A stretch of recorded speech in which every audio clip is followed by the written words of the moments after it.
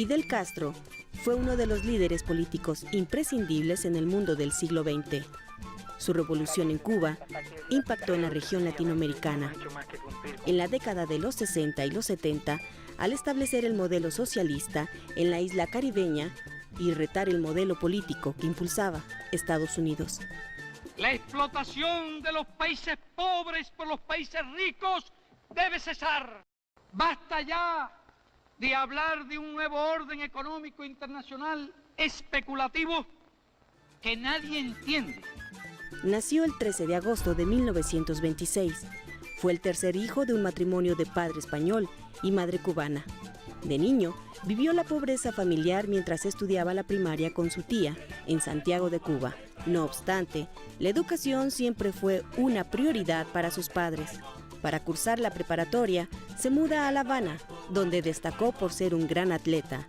Ahí se especializa como bachiller en letras, pero fue hasta el segundo año de la universidad donde establece relaciones con el Partido Ortodoxo y militantes del Partido Comunista. En sus primeros años, se confronta la dictadura de Fulgencio Batista. Fue encarcelado y sentenciado a 15 años de prisión tras los asaltos a los cuarteles Moncada, en Santiago de Cuba, y al Carlos Manuel de Céspedes, en Bayamo. Después de asumir su propia defensa, pronunciando el histórico discurso «La historia me absolverá», logró una amnistía que lo liberó. Posteriormente, se autoexilió en México en 1955. En nuestro país, vivió discretamente, pero sin dejar a un lado su convicción de concretar la Revolución cubana. Fue aquí donde planeó su segundo intento, pero esta vez apostó por crear una guerrilla en la zona más apartada y montañosa del país, la Sierra Maestra.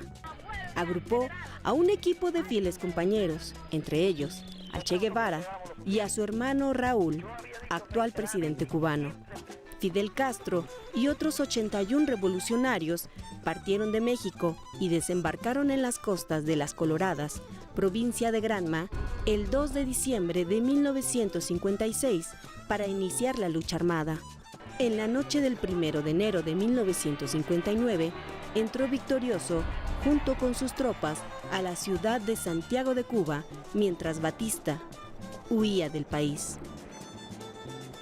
Me comuniqué con el comandante Ernesto Guevara, que era nuestro comandante en la provincia, y le indiqué, porque él conocía los planes, de que íbamos a avanzar sobre Santiago. Y era muy importante, cuando él salió de la Sierra Maestra, el objetivo estratégico del avance de las columnas hasta Santa Clara era precisamente apoyarnos a nosotros cuando avanzáramos sobre la capital. 8 días después, la autonombrada Caravana de la Libertad llega a las abarrotadas y festivas calles de La Habana. Se acabó la diversión, llegó el comandante y mandó a parar. Una de las primeras reformas que establece Fidel Castro es la Ley Agraria, la cual anulaba el derecho de las empresas e individuos extranjeros a poseer tierras. 2 meses después, comienza el proceso de nacionalización de todas las empresas estadounidenses. En respuesta, el 20 de octubre de 1960, el gobierno de los Estados Unidos, encabezado por el presidente Eisenhower, impone un bloqueo económico, comercial y financiero que hasta la fecha perdura a pesar del rechazo mayoritario de los países miembros de las Naciones Unidas. No obstante, el clima se vivió en el mandato de John F. Kennedy debido a las crisis de los misiles, donde Cuba se prestó como base militar de la Unión Soviética para apuntar contra territorio estadounidense. La Guerra Fría estuvo a punto de estallar.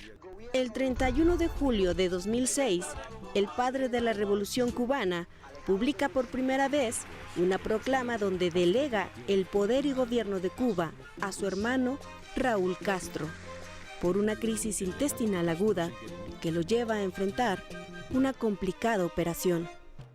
Murió Fidel Castro, a quien su amigo Gabriel García Márquez consideró como una persona incapaz de concebir ninguna idea que no sea descomunal. Pero para otros, su grandeza fue también su condena. Nadie se cansa de la vida. Todo el mundo quiere prolongarla eternamente. Todo lo más que uno puede hacer es resignarse a la vida y a la realidad de la vida.